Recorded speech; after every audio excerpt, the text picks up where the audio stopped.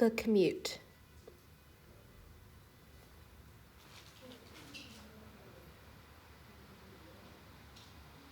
The outbreak of COVID-19 necessitated a work-from-home revolution. The flexibility of working at home and lack of commute makes hours of the day available for other life priorities. The time spent commuting in the tube becomes a nostalgic, liminal proximity between work and play. The tube as a metal cylinder that burrows through the earth is a human construct that is designed to provide both enclosure and circulation.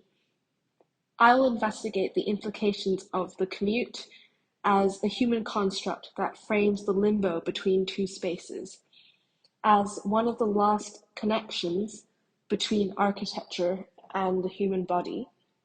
The commute has the potential to physically recondition our habits and to force the body to rewire new spatial and conceptual relations to its surroundings. I'm fascinated with people's proximity with and on the tube. These proximities change one's behaviors during the commute. Everyday objects are used in codified ways on the tube. Women are blotting off oil or touching up their makeup. People are reading or editing papers. People are staring intensely at every corner of the train except at one another. Only dogs and young children have the audacity to exchange eye contact with another stranger. Londoners are creating an impenetrable boundary between themselves and others when scrolling on their phones. People are flicking through the morning paper and leaving it behind when getting off the train.